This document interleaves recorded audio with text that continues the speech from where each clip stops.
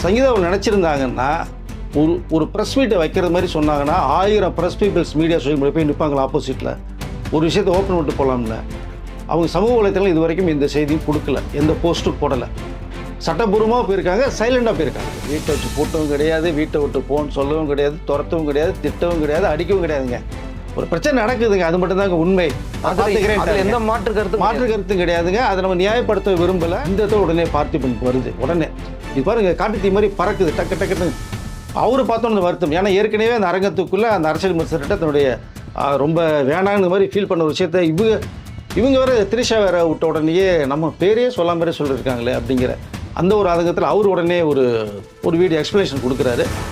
இல்லை இங்கு எது நடந்ததோ அது தவறாகவே நடந்ததுங்கிறார். இங்கே ஒரு விஷயத்த சொல்லிக்கல விரும்புகிறேன். படம் திரிக்கிறது மாதிரி இருக்கான். படம் பார்த்த முக்கியமான நபர்கள் சொல்லிட்டாங்க, இது விஜயுடைய ஒரு மாஸ் என்ட்ரி. இந்த படம் பல வருடங்கள் பேசப்பட்டே இருக்கும்.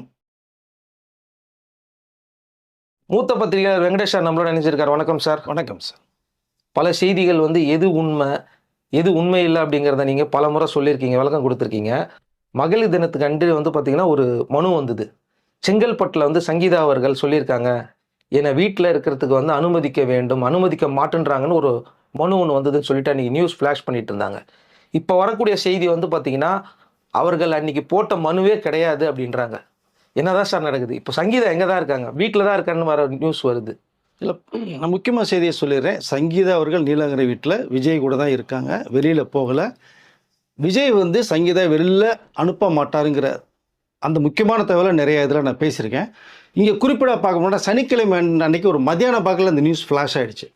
அதுக்கு காரணம் கேட்டிங்க அப்படின்னா, சனிக்கிழமை மத்தியானம் 3 மணிக்கு மேலே தவக சார்பாக விஜய் அவர்கள் அந்த சிங்க பெண்கள் அப்படிங்கிற அந்த பெண்மணிகளை கூப்பிட்டு ஸ்டேஜில் உட்கார வச்சு மரியாதை செலுத்தி அவர்களுடைய அந்த உயர்வான வளர்ச்சியை பாராட்டி சால்வை பற்றி வாட்சி கொடுத்த ஒரு விஷயம். அதில் கிட்டத்தட்ட 10 நிர்வாகிகள் மேலே நியமித்து அடுத்த கட்டத்தை கொண்டு போகிறதுக்கான அந்த வேலைகளை மார்ச் 8 மகளிர் தின விழாவில் மார்ச் 7ஆம் தேதி 3 மணிக்கு மேலே இந்த விழாவை நம்ம மகாபலிபுரம் இந்த 4 டாட்ஸ் ஹோட்டலில் பண்ணது எல்லாருக்குமே தெரியும்.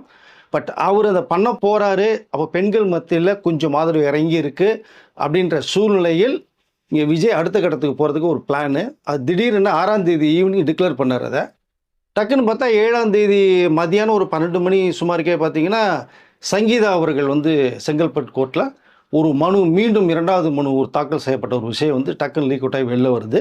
அதில் என்ன குறிப்பிடுறாங்கன்னா, விஜய் என்ன வீட்டை விட்டு வெளியே போக சொல்கிறாரு, உடனடியாக காலி பண்ணுன்னு சொல்கிறாரு. நான் பிரிட்டன் சிட்டிசன், ஸோ இங்கே எனக்கு வீடே கிடையாது. அப்போது நான் விஜய்க்கு 22 வருடமாக ஒன்றா இருந்திருக்காங்க, 27 வருட வாழ்க்கை, நான் மனைவியாக எல்லா விஷயத்தையும் செஞ்சுருக்கேன். அவருக்கு என்னோடய கடமையிலேருந்து நான் மீறலை. பட் அதெல்லாம் ஒரு நியாயமான கோரிக்கை, அதெல்லாம் மறுப்பதற்கு இல்லை. பட் இங்கே வரும்போது ஆனால் அன்னைக்கு மார்ச் 7ஆம் தேதி 12 மணிக்கு மேலே அப்போ அவங்க தாக்கல் பண்ணல. காரணம் கேட்டோம்னா எல்லாருக்குமே வந்த ஒரு செய்தி ரொம்ப ஷாக்காக தான் இருந்தது. அது சனிக்கிழமை அன்னைக்கு கோர்ட்டு லீவு. ஆனால் இது சம்மந்தப்பட்ட விஷயங்கள் பேசப்பட்டது எல்லாருமே ஓகே. பட் ஒரு 2 வாரத்துக்கு முன்னாடியே அவர்கள் தாக்கல் பட்ட செய்ய மனு அது டிசம்பர் 3ஆம் தேதி தான் டைவர்ஸ் சம்மந்தமாக அப்ளை பண்ணது. பிப்ரவரி 27 தான் லீக் அவுட் ஆச்சு. இது பிப்ரவரி மாதம் எண்டில் இந்த மனு 2வது மனுவே தாக்கல் செஞ்சுருக்காங்க. ஆனால் மார்ச் 7ஆம் தேதி அன்றைக்கி வருது அப்படின்னா விஜயோடைய அடுத்த கட்ட போகும்போது உன்னிப்பாக கவனிக்கப்பட்டு அவர் என்னென்ன முயற்சிகள் பண்ணுறாரு, என்னென்ன அதை மக்கள்கிட்ட போகிறாரு அப்படிங்கிற மாதிரி தகவல் தெரிந்து அடுத்தடுத்த செய்தியில் ஒன்றா வந்துட்டுருக்கு. இது ஒரு பேர் அதிர்ச்சியை ஏற்படுத்துச்சு. அதற்கு காரணம் 2 நாளுக்கு முன்பாக விஜய் ஒரு சம்பவம் பண்ணதன் நோக்கமாக பெண்களை மீட் பண்ணுறாருங்கும் போது இதை வெளியிட்டால் சரியான சந்தர்ப்பம் அப்படிங்கிற நோக்கத்தோடு வெளியில் வந்திருக்கு. இது எப்படி வருது, ஏன் வருதுங்கிறது எல்லாருக்குமே தெரியும். அது ஒரு பக்கம் இருக்கட்டும்.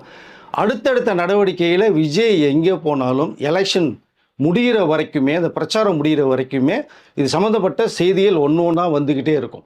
விஜய் போகிற அன்னைக்கு, அதை ஃபார் எக்ஸாம்பிள் நாளைக்கு போகிறாருன்னா இன்றைக்கி ஈவினிங்லேருந்து ஒரு விஷயம் நடக்க ஆரம்பிக்கும். அதை மறைக்கவும் முடியாது, மறுக்கவும் முடியாது, தொடர்ந்து வரதான் செய்யும். இப்படி வர செய்தியில் இனிமேல் இது எப்படி வருது, எதற்காக வருதுங்கிறத கொஞ்சம் யோசிக்க வேண்டிய சூழ்நிலைக்கு அன்றைக்கு தள்ளப்பட்டதாக நினைக்கிறேன் சார் நான். அதை அப்போது நீங்கள் சொல்கிறத பார்த்தா அன்றைக்கி மகளிர் மாநாடு அப்படிங்கிற அந்த நேமை வெளியில் தெரியக்கூடாது அப்படின்றதுக்காக ஒரு பழைய மனுவை இன்னைக்கு தான் நடந்த மாதிரி எல்லாரும் அதை உருவகப்படுத்திட்டாங்க. ஆமாம், 2 வாரத்துக்கு முன்னாடியே அந்த மனுவை போட்டாங்க. பட் அன்னைக்கு, அதாவது இந்த 7ஆம் தேதிக்கு முன்னாடி விட்டுருந்தா கூட பிரச்சனை இல்லை, தெரியாது. பட் அன்னைக்கு மாலை தான் மகளிரை பூரா அவர் சந்தித்து பதவிகள் கொடுத்து பாராட்டு விழா பண்ணுறார். அப்போ இந்த நேரத்தில் அன்னைக்கு வரக்கூடிய ஒரு சூழ்நிலை என்ன அப்படிங்கிறத உன்னிப்பாக கவனிக்க வேண்டியது இருக்குது. அன்றைக்கி வேறு சனிக்கிழமை வேறு, ஆனால் கோர்ட் லீவ் வேறு. பட் இங்கே என்ன ஒரே ஒரு விஷயம் பார்க்கணும்னா, நான் நிறைய இதில் சொல்லியிருக்கேன், விஜய் அவர்கள் அந்த மாதிரி குணமுள்ளவர்கள் இல்லை. தன்னுடைய வீட்டிலேருந்து பொண்டாட்டியை வந்து வெளியில் போன்னு சொல்கிற அளவுக்கு அப்படி ஒரு கீழ்த்தரமான ஆள் கிடையாதுங்கிற விஷயத்தை தான் நான் தெளிவாக சொல்லியிருக்கேன். இப்போது சொல்லிக்கல விரும்புகிறேன், ஒரு அன்பானவர் தான், பாசமுள்ளவர் தான். சூழ்நிலை ஏதோ நடந்துருச்சு, அதை அவர் தெளிவாக சொல்லிக்கிறாரு, என் சொந்த விஷயம் நான் பார்த்துக்கிறேன்ட்டார். ஸோ அதனால் வந்து இந்த சந்தர்ப்பங்கள் அடுத்தடுத்து விஜய்க்கு வரக்கூடிய சூழ்நிலை கண்டிப்பாக உருவாகும். இப்போ 2 பேருமே நீலாங்கரை வீட்டில் ஒன்றா தான் இருக்காங்க. சங்கீதா வெளியில் போக சொல்லலை, விஜய் சங்கீதா வீட்டில் தான் இருக்காங்க சார். Okay sir. அப்போ அந்த மகளிர் மாநாடுன்ற அந்த செய்தியை வந்து யாருக்கும் போய் சேரக்கூடாதுன்றதுக்காக இதை கொண்டு வந்துட்டாங்க. எஸ் எஸ் எஸ் ஏன்னா அப்படி தான் பார்க்க முடியும் நமக்கு. அதை அன்னைக்கு ஏன் மதியானம் வருது, நீ வெள்ளிக்கிழமை வரலாம், 6ஆம் தேதி வரலாம் இல்லையா? 7ஆம் தேதி வரதான காரணம், 7ஆம் தேதி மதியானம் 3 மணிக்கு மேலே சந்திக்க போகிறார். அப்போ 7ஆம் தேதி 12 மணிக்கு மேலே செய்தி வருது. இப்போ மக்கள் மத்தியில் வந்து கொஞ்சம் டைவர்ஸ் பண்ணுறதுக்கான ஒரு வேலையாக தான் இது வந்து பார்க்கப்படுது சார். ஏன்னா அந்த வீடியோ பார்த்த உடனே என்ன எல்லாரும் நினச்சிட்டாங்க அப்படின்னா, நேற்று தான் வந்து பார்த்தீங்கன்னா சங்கீதாவை வந்து அவர் வெளியில் அனுப்ப முயற்சி பண்ணியிருக்காரு போல இருக்கு, அதனால தான் இந்த மனுவை போய் தாக்கல் பண்ணியிருக்காங்க இவங்க நினச்சிக்கிட்டாங்க. பொதுமக்கள் எல்லாருமே அப்படிதான் நினச்சிக்கிட்டு இருந்தாங்க. ஆனால் உண்மை அது கிடையாது. அது போன மாதம் தாக்கல் செய்யப்பட்ட மனு இல்லை. இல்லை அப்படி தானே பார்வைக்கு வரும் உங்களுக்கு. அன்னைக்கு மதியானம் நடக்க போகுது, மதியானம் இதை வெளியூறாகும் போது, அப்போ நேற்று ஏதோ பிரச்சனை ரொம்ப நடந்திருக்கு, சங்கீத விட்டு அவர் வெளில துரத்துறாரு அப்படிங்கும் போது அந்த மனுவில் குறிப்பிட்டிருக்காங்க. ஆனால் அது வந்து 6ஆம் தேதி கிடையாது, 7ஆம் தேதி கோர்ட் லீவ் சப்மிட் பண்ணியிருக்காங்க. இது சம்மந்தமாக திடீர்னு பேசப்பட்ட விஷயங்கள் நிறையா இருக்குது. அதனால் அது 2 வாரத்துக்கு முன்னாடி பண்ணப்பட்ட ஒரு விஷயம் வந்து வெயிட் பண்ணி விஜய்களுடைய அந்த நகர்வை நோக்கி டக்குன்னு வெளில வருது. அதாவது எந்த செய்திகள் வந்தாலும் அதை கொஞ்சம் அவசரப்படாமல் உண்மையாக பொய்யா அப்படிங்கிறத பார்த்துட்டு அதுக்கப்புறமா வந்து பார்த்திங்கன்னா அடுத்ததாக நம்ம பேசணும் அப்படிங்கிறது. ஆமாம், நான் கூட பேசும்போது சொல்லியிருக்கேன், விஜய் அந்த மாதிரி ஆள் கிடையாதுன்னு சொல்லியிருக்கேன். இப்போ நான் அதான் சொல்கிறேன், விஜயோட ரசிகர்கள், அது மக்களும் சரி தொண்டர்களும் சரி தயவுசெய்து புரிஞ்சுங்க, விஜய் இந்த அளவுக்கு வந்து ஒய்ஃபை வீட்டு விட்டு வெளில துரத்துற ஆள் கிடையாது. அது பிரச்சனை ஓடிக்கிட்டு இருக்கு, ஓகே அதை பார்த்துக்கிறேன்ட்டார், அது எல்லாருக்கும் தெரியும், நமக்கும் தெரியும், நேர்களுக்கும் தெரியும். பட் இங்கே வெளியில் போகக்கூடிய ஆள் இல்லை. இப்போது 2 பேரும் ஒன்றா தான் இருக்காங்க. விஜயுடைய அடுத்த நடவடிக்கைகள் ஒன்று அவர் வந்து பண்ணும்போது ஒவ்வொரு விஷயங்கள் சங்கீதா மூலமாக எப்படி வெளில வருங்கிறது மட்டுமே பொறுத்திருந்து தான் பார்க்கணும். ஆனால் வரும், ஒவ்வொரு மாநாட்டு நேரத்துலையும் வரும் கண்டிப்பாக வரும். ஏன்னா இவருடைய ஆதரவு கொஞ்சம் குறைக்கணுங்கிற ஒரு நோக்கம் இருக்குது. அப்படிங்கும்போது வரதான் செய்யும். ஆனால் விஜய் இதெல்லாம் தாண்டி நான் பார்த்துக்கிறேன், சொந்த பிரச்சனையை நான் பார்த்துக்கிறேன்ட்டார். இப்போ இந்த செய்தி வந்த உடனே வந்து பார்த்தீங்கன்னா எல்லா வலைதளங்களும் இதை பற்றி தொடர்ந்து பேசிக்கிட்டு இருக்காங்க. இல்லை அது பேசானே சார் செய்வாங்க. அதாவது என்ன பேசுகிறாங்க அப்படின்னு கேட்டிங்கன்னா, பாருங்கள் நேற்று விஜயை வந்து வெளியில் அனுப்பிச்சிட்டாரு, அவங்க இப்போ ரோட்டில் நிற்கிறாங்க, அவங்களுக்கு வந்து இடமே இல்லை அப்படின்னு சொல்லிக்கிட்டு இருக்காங்க. ஆனால் அவங்க இது மாதிரி தொடர்ந்து ஏகப்பட்ட வீடியோஸ் பேசிட்டாங்க. ஆனால் அவங்க பேசிகிட்டு இருக்க நேரத்தில் அவங்க வீட்டில் தான் இருக்கிறாங்க, சங்கீதா வீட்டில் தான் இருக்காங்க. அவர்களும் பார்த்த ஒரு தகவல் வருது. நம்ம இதுக்குன்னு 2 வாரத்துக்கு முன்னாடி எப்போவுமே முன்னெச்சரிக்கையாக ஒரு விஷயம் பண்ணுவாங்க சார் எல்லா பேருமே. ஏன்னா ஒரு விஷயம் வந்து ரொம்ப சிவியராக போகுது, இப்போ முன்னெச்சரிக்கை நடவடிக்கை எடுப்பாங்க இல்லையா? இப்போ அதன் விளைவாக ஒருவேளை விஜய் என்னை வீட்டை விட்டு வெளில போன்னு சொல்லிட்டாங்கன்னா நான் எங்கே போவேன்? ஸோ நடுத்தருக்கு நிற்க முடியாது வந்து. அதனால் இந்த டைவர்ஸ் எனக்கு கிடைக்கிற வரைக்கும் நான் இங்கே இருக்கிறேன், டைவர்ஸ் எனக்கு கிடைச்சிட்டால் அடுத்த செகண்ட்ஸ் வீட்டை விட்டு வெளில போகிறேங்கிறது அந்த மனுவில் குறிப்பிட்டிருக்கிறது. இது வந்து முன்னெச்சரிக்கை எடுக்கப்பட்ட ஒரு நடவடிக்கையாக தான் நான் பார்க்குறேன். பட் ஒரு செய்தி வந்ததுன்னா கண்டிப்பாக எல்லோரும் பேசுறதுக்கு வாய்ப்புகள் இருக்கும் சார். அதை மறுப்பதற்கெல்லாம் பேச தான் செய்வாங்க. ஆனால் அதில் எந்த அளவுக்கு உண்மை இருக்குது அப்படிங்கிறத ஒரு தடவை யோசிச்சுட்டு அதுக்கப்புறம் இல்லை கரெக்டாக இருக்கும். இல்லை அது கரெக்ட், நீங்கள் சொல்கிறது கரெக்டாக தான். ஆனால் அந்த செய்தி வரும்போது இப்போ வந்து பரபரப்பாக இருக்கிற சூழ்நிலை, தேர்தல் வரப்போகுது, விஜய் என்னென்ன பண்ணுறாரு, விஜயை உன்னிப்பாக கவனிக்கப்பட்டிருக்கிற நிறைய பேர்கள் இருக்காங்க. அந்த நேரத்தில் மீடியாவில் வந்து பிடிக்காதவர்கள் பேசக்கூடிய விஷயங்கள் நிறையா இருக்கும். நாமளும் சம்மந்தமாக பேசியிருக்கோம், நேயர்களுக்கு தெரியும் கண்டிப்பாக. ஆனால் விஜய் சங்கீதா அனுப்ப மாட்டாருங்கிற விஷயம் தெளிவுபடுத்தியிருக்கோம் நம்ம, சரிங்களா? அதை வந்து விளக்கம் கொடுக்கணும். அதனால் ஒரு சைடு மட்டும் பேச முடியாது, இன்னொரு சைடு நம்ம பேசணும், விளக்கம் கொடுக்கணும். விஜய் இதை கேட்டுட்டாரு, அதுதான் அவர் சொன்னது, நீங்கள் பேசக்கூடிய அத்தனை விஷயம் நான் கேட்டுட்டு இருக்கேன், நீங்கள் ஹேட் ஆகாதீங்க, அதை பார்த்து நான் ரொம்ப ஹேட் ஆகிருக்கேன்ற விஷயத்தை வந்து விஜய் தெளிவாக சொன்னார் இல்லையா?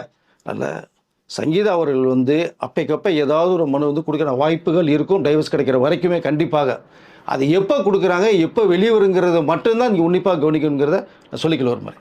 அது எந்த நோக்கத்தோடு கொடுக்குறாங்க, அது எப்படி வருது அப்படிங்கிறத முழுசாக தெரிஞ்சுக்கிட்டு அதுக்கப்புறமா அது என்னன்னு பேசலாம். உடனே ஒரு நியூஸ் வந்துருச்சுன்னு சொல்லிட்டு அது என்ன டேட் அப்படிங்கிறத கிராஸ் செக் பண்ணாமல் உடனே வந்து பார்த்தீங்கன்னா எல்லாம் வெடிச்சு செதுக்கிட்டாங்க. அதுக்கப்புறமா பொறுமையாக அந்த நியூஸ் வருது. சார் இது எப்போ கொடுத்த நியூஸ் சார்? ஆமாம், நீங்கள் இப்படி பேசுனீங்கன்னா பார்வையாளர்களுக்கு என்ன நினைக்கணும்னா, நேற்று நைட்டு விஜய் அவர்கள் வந்து வீட்டை விட்டு வெளில அனுப்பிட்டாரு, அவங்க காலையில் வந்து கொண்டு போய் மனு கொடுத்த மாதிரி நான் வெளியில இருக்கேன், என்னை வீட்டுக்குள்ள அனுமதிங்கன்னு கொடுத்த மனு மாதிரி மாத்திட்டாங்க. இது என்ன, பசங்களுடைய மனசையும் புண்படுத்துகிற செயலர், அவர்களுக்கு தெரியாது இல்லை, சின்ன பசங்க தானே. இப்போ சங்கீதாவில் எப்போ கொடுக்கப்பட்ட ஒரு தகவல், நான் இப்போவும் சொல்கிறேன், சங்கீதாவில் நினச்சிருந்தாங்கன்னா ஒரு ப்ரெஸ் மீட்டை வைக்கிறது மாதிரி சொன்னாங்கன்னா 1000 press peoples media social media போய் நிற்பாங்களா ஆப்போசிட்டில், ஒரு விஷயத்தை ஓப்பன் விட்டு போகலாம்ல. அவங்க சமூக வலைத்தளம் இது வரைக்கும் இந்த செய்தியும் கொடுக்கல, எந்த போஸ்ட்டும் போடலை, சட்டப்பூர்வமாக போயிருக்காங்க, சைலண்டாக போயிருக்காங்க. இது கூட பரவாயில்ல சார், சங்கீதாவை வந்து விஜய் வீட்டுக்குள்ள வச்சு பூட்டிட்டாருன்னு சொல்றாங்க. இல்லை அதெல்லாம் இல்லை சார், விஜய் அந்த அளவுக்குலாம் பண்ணக்கூடிய ஆள் இல்லை சார்.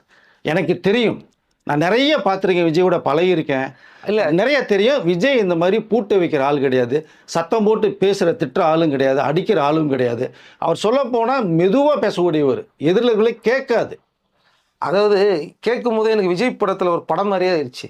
இப்படிலாம் கூட சார் ஒரு நியூஸ், அவர் அந்த மாதிரி சீனில் கூட நடிச்சதா கூட எனக்கு தெரியல சார். நிறைய படங்கள் பாருங்க, நீ 68 படம் பண்ணிட்டாரு. படத்தோட ஸ்கிரிப்ட் மாதிரி இந்த வீட்டுக்குள்ள வச்சு பூட்டிட்டு போயிட்டாரு அடிச்சு அப்படிங்கிற மாதிரி நியூஸ் எல்லாம் வருது சார். அதை பார்க்கும்போது எனக்கே வந்து என்ன சினிமா ஸ்கிரிப்டோட இது பயங்கரமா போயிட்டு இருக்கு அப்படிங்கிற மாதிரி தான் தோணுது. அதெல்லாம் கிடையாது. வீட்டை வச்சு பூட்டவும் கிடையாது, வீட்டை விட்டு போன்னு சொல்லவும் கிடையாது, துரத்தவும் கிடையாது, திட்டவும் கிடையாது, அடிக்கவும் கிடையாதுங்க. ஒரு பிரச்சனை நடக்குதுங்க, அது மட்டும் தாங்க உண்மை. பார்த்துக்கிறேன், எந்த மாற்று கருத்தும் கிடையாதுங்க. அதை நம்ம நியாயப்படுத்த விரும்பல, அது ஓகே, ஒரு பக்கம் விட்டு பார்த்துக்கிறேன்ட்டாரு. பட் இந்த விஷயங்கள் போடும்போது சங்கீதா அவர்கள் சைலண்டாக மூவ் பண்ணிட்டு இருக்காங்க, அதை தெளிவுபடுத்திக்கிட்டு விரும்புகிறோம். ஃபர்ஸ்ட் டைவர்ஸ் மனு கூட சைலண்டாக தான் பண்ணாங்க, இப்போ இந்த செகண்ட் மனு கூட சைலண்டாக தான் பண்ணியிருக்காங்க. ஆனால் இந்த 2வது மனுன்றது போன மாதம் போட்டது. ஆமாம், லாஸ்ட் மந்த் போட்டது. மனு போட்டதுக்கு பிறகு சங்கீதா அங்கே தான் இருக்காங்க, அவங்களுக்கு எந்த பிரச்சனையும் கிடையாது. அதுதான் சொன்னேன் இல்லையா, ஒரு தேவைப்படும் பட்சத்தில் டைவர்ஸ் வரையும் நீங்கள் இருக்கணும், அனுமதிக்கணும். கோர்ட்டு இதை வந்து எனக்கு அனுமதிக்கப்பட்டார். விஜய் போ சொன்னார் தானேங்க அவர் வந்து திருப்பி பண்ண முடியும். அவர் தான் கோர்ட்டில் பார்த்துக்கிறேன்ட்டாரு. ஸோ இதுக்கப்புறமா விஜயோட நடவடிக்கை எல்லாமே கோர்ட் மூலமாக தான். எஸ் வரக்கூடிய ஏப்ரல் 20ஆம் தேதி சம்மன் அனுப்பிச்சிருக்காங்க. விஜய் ஆஜராத மாதிரி ஒரு தகவல் வருது, இங்கே தெளிவான விஷயத்தை சொல்கிறேன்னு இருக்காரு. ஏன்னா இதை தெளிவுபடுத்தணுன்றதுக்காக தான் நம்ம சொல்கிறோம். கண்டிப்பாக நம்ம வந்து அவர் செய்வதை எல்லாமே ஆதரித்து நம்ம சொல்கிறது இல்லை, அது நம்ம எல்லாரும் புரிஞ்சுக்கணும்.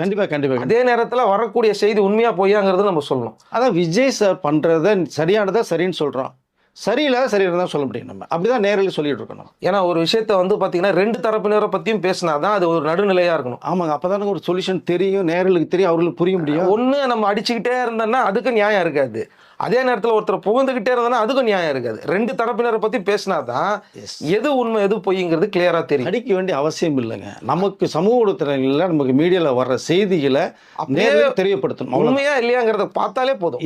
ஒருத்தர் அடிக்கணும்னு அவசியம் கிடையாது, ஒருத்தர் புகழணும்னு அவசியம் கிடையாது, தேவையில்லைங்கிறேன் நான் அதை. சார் இங்கே இன்னொரு பிரச்சனையும் போயிட்டு இருக்கு பார்த்தீங்களா. பார்த்திபன் வந்து சில விஷயங்களை சொல்லியிருந்தாரு.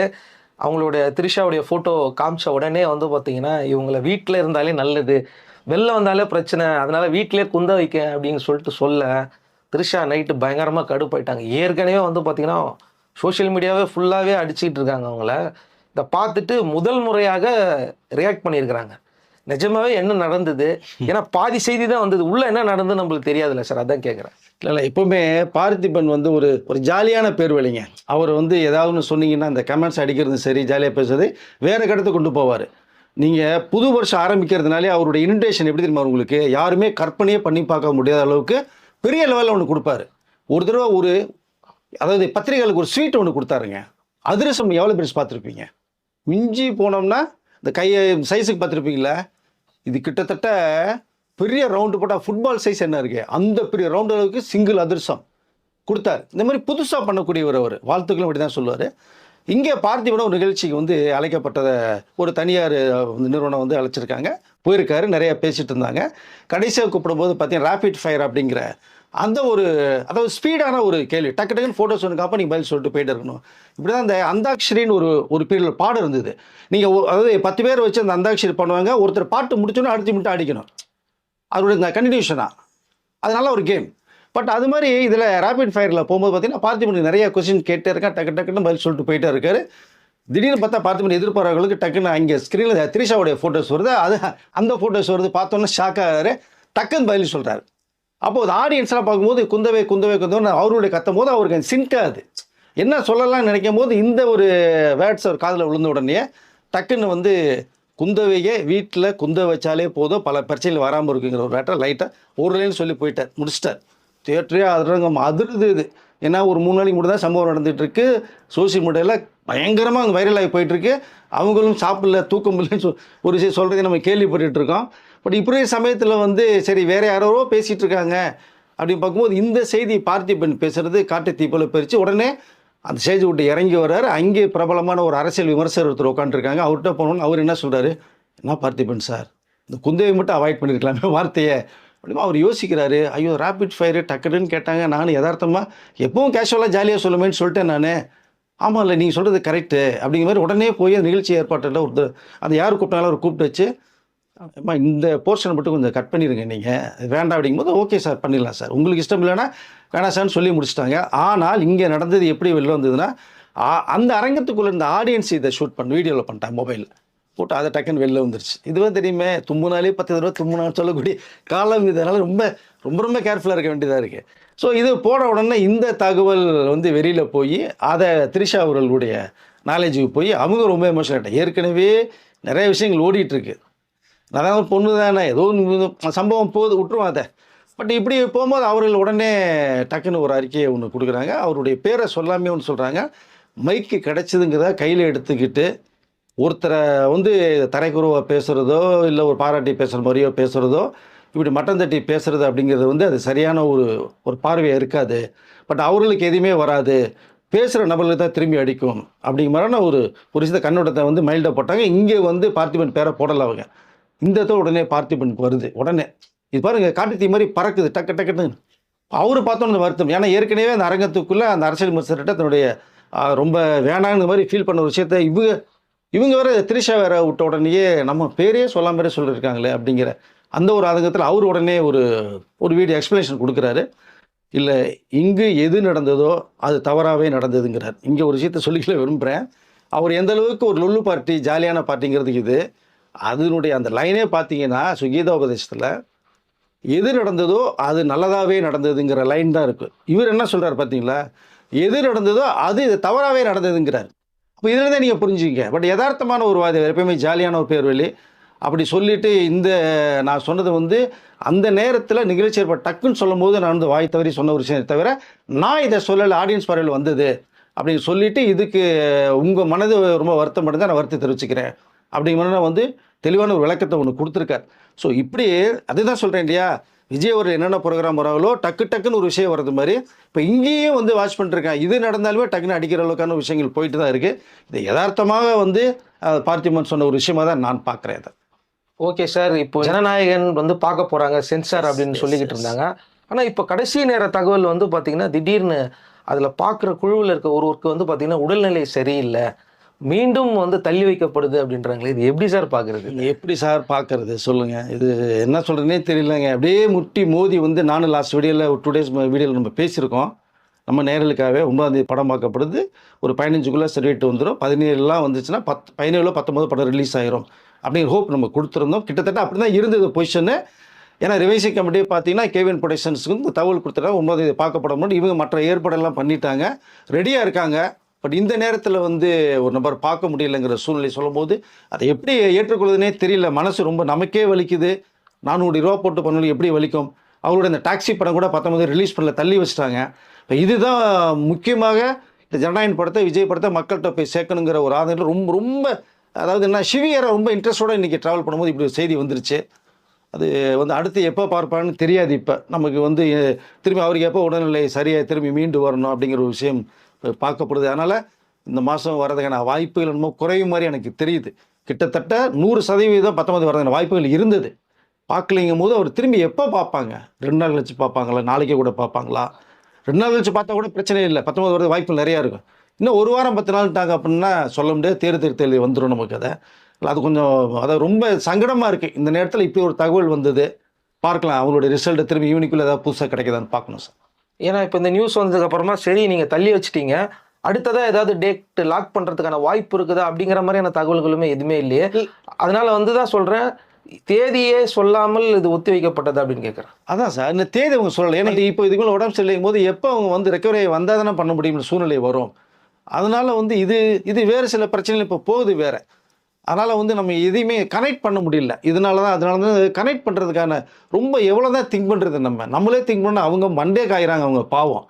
ஸோ நம்ம நேரலுக்கு நிறைய விஷயங்கள் வர்ற தகவல் சொல்லணும் பார்த்துட்டு சொல்லிகிட்டே இருக்கிறோம். திடீர்னு ஒரு சிக்கல் வந்து என்ன பண்ண முடியும்.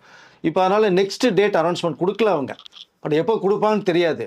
எனக்கு தெரிந்து ஒரு 2-3 நாளைக்குள்ள கொடுத்துட்டா கூட டக்குன்னு ஒரு 3 நாளில் வேலை நடந்துடும். ஒன்றும் பெரிய விஷயமே கிடையாது. பார்க்கணும், பார்த்த வேலை நடக்கும், 19 ரிலீஸ் ஆகும். பட் எப்போ டேட் கொடுப்பான்னு எனக்கு தெரியாது. விஜயும் இதை வந்து இன்னைக்கு ரொம்ப எதிர்பார்த்தாரு. ரிவைசிங் கமிட்டி படம் பார்த்துட்டாங்கன்னா உடனடியே என்னென்ன கட்ஸ் வருங்கிறத எனக்கு தகவல் சொல்லுங்கன்னு சொல்லியிருக்காரு. இந்த கட்ஸ் அவரு பார்க்குறதா சொல்லியிருக்காரு. என்னென்ன கட்ஸ் வருது, என்ன பண்ண போகிறாங்க, நான் பார்க்குறேன்றது மாதிரி அவரு சொன்னப்பட்ட ஒரு தகவல் இருக்குது. விஜய் சாருக்கு நாலேஜும் போச்சு. இப்போ இப்படி ஒரு தகவலும் போது அவரு கொஞ்சம் ஆஃப் ஆகிருக்காரு வேறு. நான் இப்படி ஒரு தகவல் திரும்பி எப்போ அப்படிங்கும்போது இன்னும் தகவல் வரல சார்னு சொல்லியிருக்காங்க. மேபி ஒருவேளை இன்றைக்கி சாயங்காலத்துக்குள்ளே மீண்டும் ஒரு மெயில் வரலான்னு நான் வந்து எதிர்பார்க்குறேன் சார். அதாவது மீண்டும் இன்னொரு ஷெட்யூல் செய்யப்பட்டு அன்னைக்கு வந்து நாங்கள் பார்க்குறோம் அப்படிங்கிற மாதிரி அடுத்த தகவல் வர்றதுக்கான வாய்ப்பு இருக்குன்னு சொல்கிறீங்க. ஆமாம், ஏன்னா அடுத்த ரிவைசிங் என்னென்ன படம் இருக்குன்னு தெரியாது. திரும்பி அவங்க வந்து ஒரு ஷெட்யூல் போடணும். இன்றைக்கி போட்ட மற்றவர்கள் வந்து வேறு வேலைக்கு போயிட்டாலும் போயிடுவாங்க. இன்றைக்கி வந்து 5 பேர் கண்ட ஒரு குழு அமைக்கப்பட்டது இல்லையா? ஒருத்தர் இல்லையும் போது மீதி 4 பேர் வெயிட் பண்ண மாட்டாங்க. ஸோ அடுத்தடுத்த இதுக்கு போயிடுவாங்க. திரும்பி ஒரு 5 பேரை கிரியேட் பண்ணணும். அது யாருங்கிறது தெரியாது. ஸோ மாறி மாறி தான் வரும். அப்போ அதெல்லாம் செட் பண்ணி அவங்க போட்டு திரும்பி ஒரு டேட் கொடுக்கும் போது இப்போதைக்கு தகவல் வரலை. இன்றைக்குள்ளே வந்தால் நம்ம நேரலுக்கு தகவல் சொல்லலாம் சார் நம்ம. Okay sir. ஏன்னா இன்னைக்கு வந்து நீங்கள் ஜனநாயகனோட அப்டேட் நான் தரேன், எத்தனை கட்டு இருக்குது, எந்த டைம் ரிலீஸ்லாம் வரப்போகுது அப்படிங்கிற டீட்டெயில்ஸ்லாம் சொல்கிறேன். நீங்கள் விஜயே ரொம்ப எதிர்பார்த்தாருங்க. நம்ம எதிர்பார்க்க கூட அவர் ரொம்ப எதிர்பார்த்தார். பட் தன்னுடைய ரசிகர்களுக்கு எப்படியோ அந்த படத்தை கொண்டு சேர்த்துறணும்னு பார்த்தாரு. இன்னொரு விஷயம் சொல்லிடுறேன், படம் திரிக்கிறது மாதிரி இருக்கான். படம் பார்த்த முக்கியமான நபர்கள் சொல்லிட்டாங்க, இது விஜயுடைய ஒரு மாஸ் என்ட்ரி. இந்த படம் பல வருடங்கள் பேசப்பட்டே இருக்கும் அப்படிங்கிற மாதிரி ஒரு தகவலை நம்பகமான ஒரு நபர் பார்த்துட்டு அவர் தயாரிப்பாளர் சொல்லியிருக்காங்க. பார்க்கலாம், நல்ல செய்தியாக வந்துட்டு இருக்கு. 19 வந்துட்டா சிறப்பாக இருக்கும்னு நான் நினைக்கிறேன் சார். Okay sir. பல தகவல்களை வந்து பற்றி சொல்லியிருந்தீங்க. ஒரு பக்கம் வந்து பார்த்தீங்கன்னா சங்கீதா அவர்கள் இப்போ வரைக்கும் வீட்டில் தாங்க இருக்காங்க. அன்னைக்கு வந்த நியூஸ் வந்து ரொம்ப பழைய நியூஸுங்க. அதை விஜய் வீட்டில் இருந்தே அந்த நியூஸ் அவங்க பார்த்துருப்பாங்க. நம்ம வீட்டில் தான் இருக்கோம். ஆனால் நம்ம வந்து பார்த்தீங்கன்னா வீடு வேணும்னு சொல்லிட்டு இங்கே நியூஸ் ஓடிட்டு இருக்கேன்னு சொல்லிட்டு அவங்களே பார்த்து அதை யோசிச்சிருப்பாங்க. சரி, ஓகே, இது ஒரு அரசியல் களம், இந்த நேரத்தில் இதை தான் வரும் அப்படிங்கிறத யோசிச்சிருப்பாங்க. ரெண்டாவது பார்த்திபன் அவர் இனிமேலாவது மேடையில் பேசும்போதோ நம்ம ஏதோ நக்கல் பண்ணுறோம், நையாண்டி பண்ணுறோம் அப்படிங்கிறதெல்லாம் கொஞ்சம் அவர் பார்த்து பேசணும். ஏன்னா நம்ம ஒன்று பேசுகிறோம்ல, அது எப்படி வெளியில் போய் சேரும் அப்படிங்கிறது தெரியல. அன்றைக்கி டிஜிட்டல் யோகம் கிடையாது, இன்றைக்கி டிஜிட்டல் யோகமாக வந்துருச்சு. மூணாவது ஒன்று தெளிவுபடுத்திட்டீங்க. எல்லாரும் ஜனநாயகனை பற்றி நீங்கள் என்ன சொல்லுவீங்கன்னு சொல்லிட்டு வெயிட் பண்ணிட்டு இருந்தாங்க. அந்த நியூஸும் இப்போ மாறுது. ஸோ நெக்ஸ்ட் வீடியோவில் ஜனநாயகனை பற்றி அடுத்த அப்டேட் சொல்லலாம். வேறு ஏதாவது இது மாதிரி எக்ஸ்க்ளூசிவான தகவல் வந்தாலும் நெக்ஸ்ட் வீடியோவில் கண்டிப்பாக சார். நன்றி சார். நன்றி சார்.